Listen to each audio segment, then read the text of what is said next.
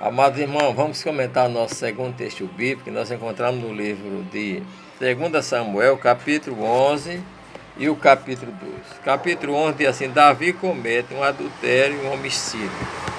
Nós vemos aqui, irmão, e aconteceu que, tendo decorrido um ano do tempo que o rei sai para a guerra, enviou Davi a Joabe e seus servos com ele e todo Israel para que destruísse os filhos de Amon e cercasse Rabá. Porém, Davi ficou em Jerusalém. Nós vemos que era tempo da guerra, que o rei deveria fazer guerra. Davi enviou Joabe com o exército para que tomasse Rabá, para que tomasse os filhos de Amon. Mas Davi ficou na sua casa. E a Bíblia diz que Davi saiu para os seus terraços, para passear, para olhar para o templo, e ali avistou uma mulher que se banhava, que estava nua. A mulher era bonita e ele sentiu desejo pelaquela mulher. Voltou, perguntou a seus servos quem era a mulher. Ele disse: porventura não é mulher de Urias, teu servo que está na guerra? E Davi mandou buscar a mulher. E Davi teve relacionamento sexual com aquela mulher. E a partir daí, pouco tempo, a mulher mandou dizer que estava pejada, que estava grávida. E Davi agora, para resolver o problema, mandou que Joabe mandasse o marido da mulher, Urias, de volta para casa. E aí, quando ele chegou, Davi recebeu, perguntou como estava a guerra, como estava lá o comando, e depois mandou que ele fosse para casa, deu de comer a ele.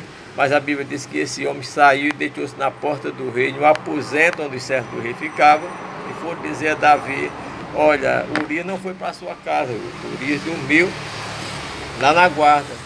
Então Davi mandou chamar ele no outro dia e disse: mas por que você faz isso? Você não vem de uma guerra, você não está cansado? Por que você não vai para a sua casa e deitar com sua mulher? Ele disse: jamais eu faria isso, porque o exército do Senhor está lá lutando, e Joabe está lá sacrificando a sua vida, a vida do meu Senhor, do Senhor rei, também está em perigo. Jamais eu vou descansar, eu vou me deitar, enquanto o exército do Senhor e a arca do Senhor está lá lutando. Então, irmão, mostra, veja que Urias tinha um sentimento melhor do que o que Davi. Quem deveria estar na guerra era Davi. Davi estava em casa andando lá pelo seu palacete e desejando e praticando pecado. Quer dizer, nós vemos que nesse ato Urias era mais justo do que Davi nesse ato. E a partir daí nós vemos que na segunda noite Davi embebedou, passou o dia dando comida e bebida, para Urias, e mandou de noite que ele fosse para sua casa. Ele fez a mesma coisa, foi dormir no alojamento onde ficava os segurança do rei. Disseram isso a Davi, e ele vendo que Urias não iria para casa dormir com a sua mulher, ele disse: jamais eu vou dormir com minha mulher, me aquentar sabendo que a arca do Senhor e os servos do Senhor estão na guerra e que sua vida está em risco. E a partir daí nós vemos que Davi mandou uma carta pelo próprio Urias para Joabe, dizendo a Joabe que logo ao chegar essa carta, ele colocasse Joabe colocasse Urias na frente da batalha mais pesada e saísse de dentro dele para que Urias fosse morto. E assim nós vemos que o pobre do Urias levou a sua própria recomendação de morte, e o que, recebendo Joabe, colocou ele na frente da batalha mais pesada. E depois que os inimigos vieram, Joabe saiu e os inimigos derrotaram a um grupo de Israel, e também Urias foi morto. E a partir daí Joabe mandou uma pessoa para Davi dizer o sucesso da batalha, mas dizer que parte de Israel fora derrotado. E Davi perguntou: mas por que colocasse o povo tão perto do muro da cidade para que o povo morresse? Aí Urias disse: não, mas Urias não, então o mensageiro disse: não, mas o Joabe, a gente fomos atraídos, mas nesse negócio até o Urias também morreu. Então Davi sabia que Joabe tinha cumprido a ordem dele para matar. Então nós vemos aqui, ele cometeu um adultério e ele cometeu um homicídio. E a partir daí, meus amados irmãos, nós vemos que a história se desdobra, porque Deus envia o profeta Natan, e o profeta Natan vem a Davi e conta a ele uma parábola, capítulo 12. Então Natan, o profeta repreende Davi.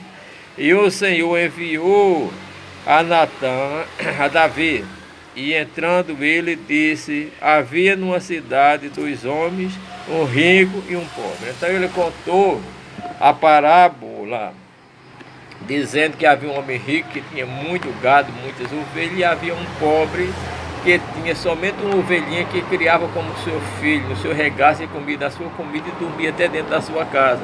Chegando um visitante na casa do homem rico, ele não matou uma das suas ovelhas, seus bois que tinha muito, mas foi na casa do pobre, tomou a ovelha do pobre, matou e deu para o visitante comer. E Davi, ao ouvir isso, indignou-se e disse: esse homem é digno de morte. Então nós vemos, irmão, que aí o profeta de Deus entrou: Davi, esse homem és tu.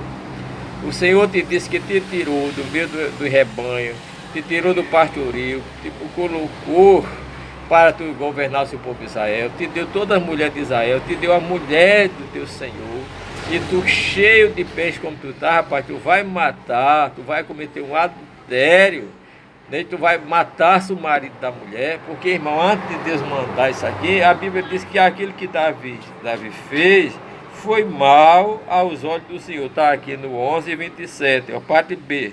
Porém, essa coisa que Davi fez pareceu mal aos olhos do Senhor. Davi tinha feito muita coisa boa que era boa aos olhos do Senhor, mas aqui a Bíblia diz que isso pareceu mal aos olhos do Senhor. E nós vemos que quando Davi disse: esse homem que comeu a ovelhinha do pobre, e tendo ovelha e matou, deve ser digno de morte. Ele disse: assim é você. Eu dei todas as mulheres, eu lhe dei o reino, eu lhe dei Israel, eu tirei você debaixo de trás do rebanho, engrandeci você, dei o reino de Saul a você, e você, com a ruma de mulher que tem, com a ruma de bens que tem, você pecou contra mim, você me desprezou, Davi. E você foi matar a mulher, foi matar Urias e se aproximar da mulher dele. E nós vemos, meus amados irmãos, que a partir daí Davi disse: eu pequei contra o Senhor, não é? Então nós vemos que a partir daí, que ele se arrependeu, que ele reconheceu. Aí o homem de Deus diz: também o Senhor traspassou o teu pecado e não morrerás, porque o pecado que Davi fez era para morrer. Deus ia mandar ele morrer se ele não se arrependesse. Deus ia mandar ele morrer. Mas nós vemos assim, a Bíblia diz que aquele que tu fizesse em oculto, esse negócio, eu vou fazer publicamente. Diante de ti a espada nunca vai deixar de rolar na tua família. E também eu vou levantar um que se deite com as tuas mulheres no meio da rua em praça pública. Tu se deitasse com umas escondidas, porém vai te levantar um da tua semente que vai se deitar com as tuas filhas, né? Com tuas mulheres no meio da rua em praça pública. Irmão, ninguém faz nada escondido de Deus. Se você tem um pensamento, tem ideia, tem coisa que até agora não pediu perdão, não se reconciliou com a sua igreja, com a sua mulher, acha que está escondido, não está escondido não, viu? Deus está vendo. Davi passou um certo tempo e Deus ia matar Davi se ele não se arrependesse, se não confessasse. Na hora que ele confessou, o profeta disse: também o Senhor traspassou o teu pecado, não morrerás. Mas todavia, porquanto o feito que tu fizeste que Deus não gostou, de sobremaneira, ele deu espaço para que os inimigos de Deus blasfemes, né, contra o Senhor.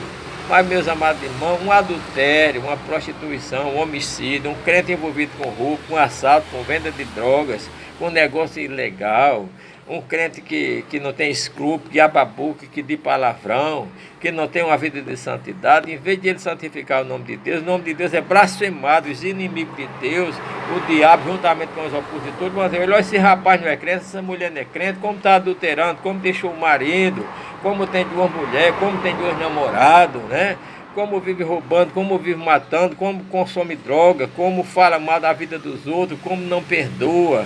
Isso tudo, irmão, é blasfêmia contra Deus. A Bíblia diz que é impossível que não venha escândalo, mas há daquele homem, daquela mulher, porque um escândalo vier, não é? E nós vemos que a partir daí, né, Davi adorou a Deus, entrou na casa do Senhor, pediu perdão, né? E nós vemos, mas Deus disse a ele: porquanto a criança que de ti há de nascer, há de morrer. De repente a criança de Davi, né, a primeira, a Bíblia diz que a criança adoeceu e Davi começou a chorar. E Davi rasgou as vestes, ficou com o rosto no pó, não queria se alimentar, e os servos dele lutando para que ele comesse, né, e a criança morreu. E de repente o povo ficou com medo de dizer a ele. Mas a partir da hora que ele viu zum, que a criança tinha morrido, a Bíblia diz que ele levantou, lavou o rosto, né, perguntou: a criança está morta? Tá.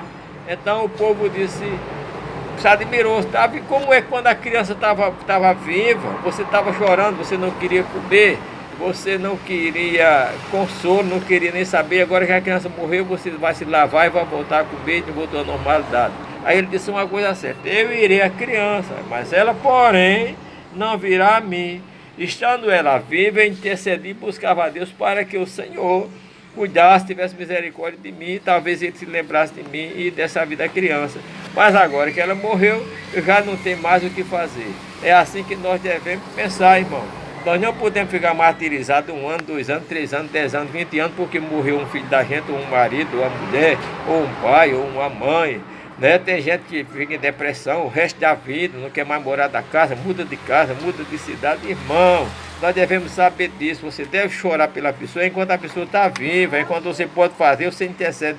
Depois que a pessoa morreu, você lava as suas vestes, lava o seu rosto, tira a preocupação para viver a vida da continuidade. E ter a certeza como Davi: eu irei a ela ou a ele, mas ele não virá mais a mim. Quer dizer, Davi está dizendo: daqui um dia eu vou me encontrar com a criança no céu. Agora a criança não virá mais a mim. Portanto, eu não vou continuar chorando, porque relembrar o passado e viver permanentemente lembrando de uma filha que morreu, de um filho que morreu, de uma mulher que morreu, de um esposo que morreu, de um parente que morreu.